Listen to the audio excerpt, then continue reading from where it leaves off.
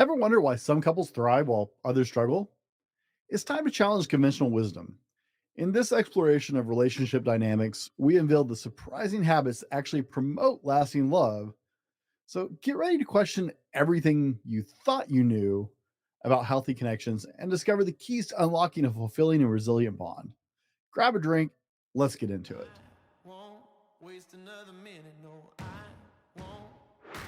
Here's the $1 million question. How do men like us reach our full potential, grow into the men we dream of being, while taking care of our responsibilities, working, being good husbands, fathers, and still take care of ourselves? Well, that's the big question. In this podcast, we'll help you answer those questions and more. My name is Brent, and welcome to the Fallible Man Podcast. In the world of relationships, we often come across ideas and expectations that might not really help us build strong, lasting connections. Love's complicated, let's face it, and sometimes the usual advice doesn't quite fit. This episode is all about questioning what we think we know, from dealing with unresolved issues to recognizing attractions outside of the relationship. We're going to dig into some habits that might surprise you and might unnerve you just a little bit. But join in and let's figure out what makes relationships healthy and genuine with some unconventional wisdom. We're on a journey to unravel these secrets of lasting love and authentic connections in the real world. By the way, my name is Brent, and welcome to the Fallible Man Podcast, your home for all things man. A big shout out to Fallible Nation. That's our private community, and there's information below no matter what platform you're listening to this on or watching. And a warm welcome to our first-time listeners. Hey, we know you got options, so thanks for checking us out. We hope you enjoy the episode, and we'd love to get some feedback from you. Be sure and take time, leave us a review. Tell us what you think. Check out a couple episodes. Now, guys, I want to preface this episode with a little clarity.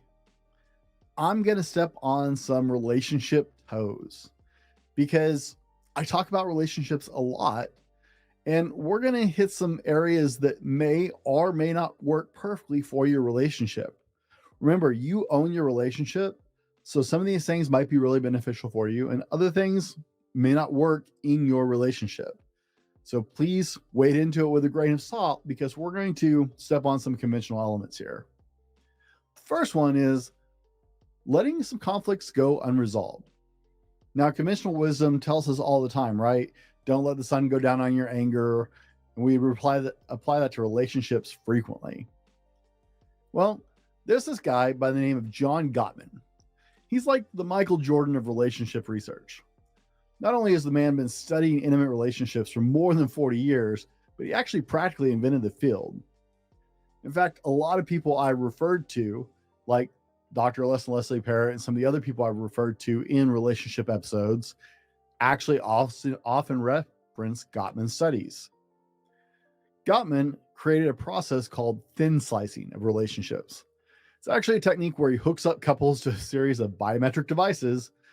Yeah, it's like you see in the movies, and then records them having short conversations. Gottman then goes back and analyzes the conversation frame by frame, painstakingly by frame, looking at the biometric data. Body language, tonality, specific words chosen. He then combines all this data together and predicts whether your marriage is going to suck or not. Kind of cool. But his thin slicing process boasts a staggering 91% success rate in predicting whether newlyweds will divorce within 10 years or not. Staggeringly high result for any psychological research. Just massive. The guy is amazing. Gottman seminars actually also report a 50% higher success rate of saving troubled marriages than traditional marriage counseling. His research papers have won ridiculous amounts of awards, and he's written 9 books on the subject of intimate relationships and marital therapy. So can we all agree that this guy, we might be able to learn something from this guy, right? Now, all that because I want to weigh this in for you. One of Gottman's most adamant rules in any of his relationship information is the idea that couples must communicate and resolve all of their problems is a myth. Now, I'm not saying you should create problems or you should lie, but this idea of you have to resolve and break out everything uh, may not be accurate and it may not be the best thing in your marriage. In studying thousands of happily married couples, some married for way over 40 years, it's become clear that most successful ones often had ongoing unresolved issues. Topics that have been the subject of disagreements for decades, sometimes in the marriage. On the flip side, many unsuccessful couples insisted on resolving every single issue, believing that the disagreement should never exist between them. Ironically, this approach actually led to the creation of an emotional void within the relationship, and more often than the other, led to the downfall of the relationship. People like to fantasize about true love. The truth is, love requires us sometimes to accept things we don't like about the people in our lives. Thriving couples recognize that conflicts are a natural part of any relationship. Understanding that there will be aspects of their partner that they may not always like or agree with, and that's okay. Love shouldn't hinge on a desire to change somebody. It's crucial not to let minor disagreements overshadow otherwise happy and healthy relationships. Occasionally, attempting to resolve every conflict can lead to more issues than solutions, even. Some battles aren't worth fighting, and adopting a strategy to live and let live can often be the most effective approach in cultivating an optimal relationship. Does that mean you should let every problem go? Good Lord, no. But pick and choose your battles, guys. Not every conflict in your relationship, not every issue that comes up has to be resolved in a massive way. Sometimes it's easier to let go.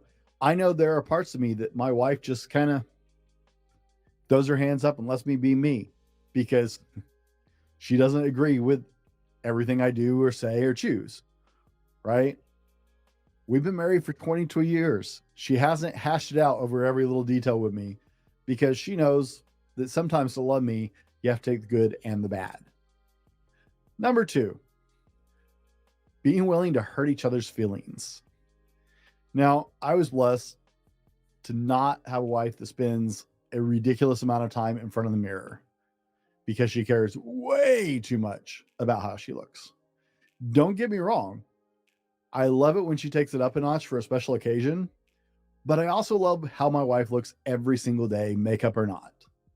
She's gorgeous, but every once in a while, she tries to do something new and it doesn't really work for her, right? It's not a good look for her. She's learned not to ask me if she really likes what she's trying because I'm not going to give the correct answer. And I'm using air quotes for all of you listening, the correct answer. Because guys, we all know what the correct answer is. I'm not that guy. In fact, to a pain point, sometimes my wife might actually wish I was that guy because I'm not. Men often lie in this situation to make their girlfriend or wife happy. I don't. Why? Because honesty in my relationship is more important to me. And if I really don't think it looks good on my wife, I'm not going to pretend it does. The last person I should have to ever get creative, air quotes, with the truth on is the woman I love.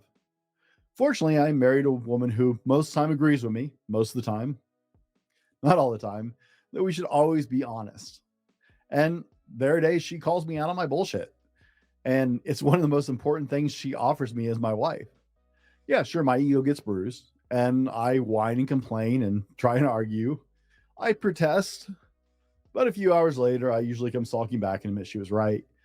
She makes me a better person, even though I hated hearing the truth telling sometimes. When we always try and make ourselves or our partners happy, it often backfires and no one ends up feeling truly happy.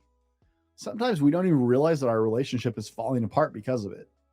It's important to focus on more than just making each other feel good all the time. Real happiness, like enjoying sunsets and moments of joy together, comes when we figure out the important stuff, our values, our needs, and trust.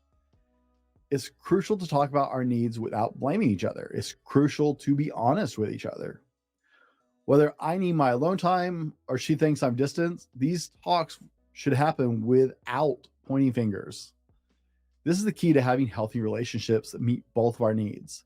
Without these honest conversations, we might lose our connection and the understanding in this complex web of marriage that we have. And you might be struggling with that as well. Number 3, feeling attraction for people outside the relationship. Okay, guys, warning, big warnings right here. You're going to have to filter this one carefully. In every relationship where honesty is lacking, being attracted to someone other than your partner, even in a slight emotional or sexual way, is seen as a huge betrayal. Although we might want to believe that we only have eyes for our partner, biology tells us a different story. After the initial phase of intense attraction, or that falling in love feeling, and those feel-good hormones that flood your brain and cloud your judgment, the excitement about our partner, our spouse, our wife can decrease. Not because you love them less, but because your brain isn't pumping all that nonsense into your head. Unfortunately, human sexuality is wired to be interested in new things. That's just the base. Can we have this honest conversation here? That's just a basic fact about human sexuality. I've talked to many men from happy relationships who feel guilty because they found somebody else attractive. Like really, really, really, really guilty. Let me be really clear. They didn't do anything with that attraction. They did not flirt with somebody. They didn't go cheat on their spouse, but they actually were confused because they felt an attraction towards a person, a physical attraction towards a person that wasn't their spouse. The truth is, it's normal to find people interesting and attractive, multiple people at the same time. It's how our biology works. I'm not saying we're super primal, but if you go back to primal basics of biology, that was part of the imperative of men, right? We were supposed to find lots of women attractive to reproduce and keep the species going. If you go and subscribe to that methodology of how the world evolved. The truth is, I've been in a spot where I felt guilty because I was attracted to an actress on a show. And I thought that made me a bad husband because I was attracted to this actress on a show. Turns out, you know what? My wife is attracted to some guys she sees on shows. I'm attracted to some women I see on shows. Hey, you know what? It didn't destroy our marriage for 22 years. That's been okay. My wife's been like, man, he's hot. I'm like, yeah, he is. Right? You can still be in a healthy relationship and acknowledge that other people are attractive. Now, I'm not saying you dwell on this. I'm not saying you live in these thoughts. That's not okay. When it becomes a distraction, when it starts becoming a substitution for your relationship, that's not healthy. What's not guaranteed is what we decide to do with that attraction or not. Usually, most of us choose not to act on those feelings. And for a lot of people, it's like that TV actor or actress, right? And you're not even in a position where you could act on those feelings. These attractions come and go like waves. And in the end, we stay with our partner just as we were when the feelings first showed up. Having these feelings can make some people feel really, really guilty, though. And others, it can make them really jealous for no reason. Our society teaches us that once we're in love, that's the end of the story. We'll never be attracted to somebody again. If someone flirts with us or we have a stray thought, we might think something's wrong with us or our relationship. But it's not true. In fact, it's healthier to deal with those feelings than to let them go. It's healthier to deal with those feelings, to feel those feelings, and then let them go. When you try and ignore those feelings, when you try and shame yourself for those feelings, they actually gain power over you, making you act in ways you might not want to. Suppressing things has never been healthy. It's better to feel those urges, but choose not to act on them, right? Actively choose. People who try and ignore those feelings end up doing things they regret, like cheating on their partners. The whole forbidden fruit draw can increase and elevate your desire you normally would let pass. Ignoring these feelings can make you wake up one day feeling unhappy and not knowing why, wondering what happened to the love you used to have. Finding attractive people enjoyable is normal. It won't change just because you're married or you're in a healthy relationship. Suppressing those feelings towards others can make you less attracted to your partner, and is likely hurting a part of yourself that can harm your relationship in the long term. When I meet a beautiful woman now, I enjoy it like any man would. but it also reminds me why, out of all the women I met, I chose to be with my wife. I see in other attractive women everything my wife has, but I often see what they lack that she does have and why I chose her. While I appreciate the attention or flirting, it only makes my commitment to my wife stronger. Attractiveness is everywhere, but real intimacy is rare and it's very different than being attracted to somebody. When we commit to a person, we're not promising to control that we will never be attracted or have an emotional feeling towards somebody else. You can't do that. We can choose not to linger on those thoughts. What we can control is our actions, right? Not linger down those thoughts, or not letting those thoughts embed, or not doing something stupid with those thoughts. What we promise to that special person are those actions.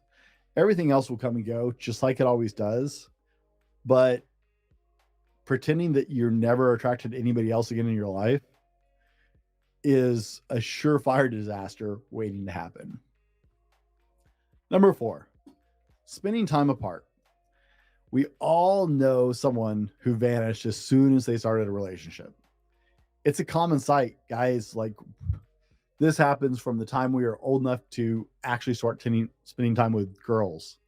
A guy meets somebody and suddenly he stops playing basketball with his friends or playing Nintendo, or a girl who's never liked video games is suddenly into them because her partner is.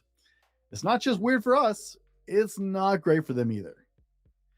When we're in love, we start having some pretty irrational thoughts. And one of them is the idea that we should let our lives revolve around the person we're in love with. It feels amazing, almost like being on a high, like on cocaine or something. No joke, really. The problem comes when we make the idea real. If you let your whole identity be about your spouse, about your relationship, about your romantic connections, you start changing to be more like your partner. But the issue is you stop being the person they fell in love with, and you stop loving the person you are. It's crucial to take a step back from your partner from time to time. Keep your independence, have hobbies and interests that are just yours. Hang out with friends who aren't part of the relationship. Go for a trip every now and then by yourself. And remember what made you who you are and what attracted you to your partner in the first place. My wife just got back. She went on a hike with some friends from our church, and then she went and spent part of the weekend at her friend's cabin with a couple of her friends to celebrate her birthday. My wife just had her birthday recently, and she was like, hey, I'm going to go do this. I was like, great, have fun, right? Because she has friends that she spends time with. It's great. I have friends I spend time with. That's great. We have friends as a couple, but we still have our existence and our own friends and our own interests. My wife doesn't want to go obstacle course racing with me. My best friend does, right? And that's okay. She doesn't want to have to run races with me. I don't want to have to go jogging with her, right? Win-win. We can still have us. So guys, have some breathing space. Without this breathing space, the excitement between you two can actually fade out pretty quickly. And what used to be sparks might just turn into problems, because instead of being the person that each of you actually was attracted to initially, you start to kind of blur, and it's not healthy for your relationship. Number 5, accept your partner's flaws. In the book, The Unbearable Lightness of Being, Lon Kundra talks about 2 kinds of guys who are not great in relationships. First is those who always look for the perfect woman, but can never find her. And second is those who convince themselves that every woman they meet is already perfect. No, I really like this idea, and I think it's not just about guys who struggle in relationships. It's for anyone who often finds themselves in not so great relationships. Some people try to make their partner perfect by fixing them, air quotes, or changing them, while others believe their partner is already perfect. It's not as complicated as it sounds. Let's break it down. 1, every person has flaws and imperfections. 2, you can't make somebody change. And 3, you should date someone whose flaws you can live with or even like. The best way to measure how much you love someone is to think about how you feel about their imperfections. If you can accept or even like some of their flaws, like her being super neat or his awkward social habits, for example, then they can do the same, and they can do the same for you. That shows real intimacy. One of the earliest times this idea was talked about comes from Plato in a myth. In his book Symposium, Plato said that humans used to be both male and female, and they were complete and on their own, just existed. They didn't feel like they were missing anything. They weren't unsure of themselves, and they were so strong that they even challenged the gods. This created a problem for the gods. They didn't want to wipe out humans completely because then they'd have no one to rule over. But they needed to do something to make humans more humble and distract them. So Zeus decided to split each human into two, a man and a woman. He cursed them to spend their short mortal lives wandering the world searching for their other half, the part that would make them feel complete and powerful again. And this completeness wouldn't come from two perfect people meeting, but from two imperfect people meeting, where their flaws balanced and made up for each other's weaknesses. It's a pretty cool concept.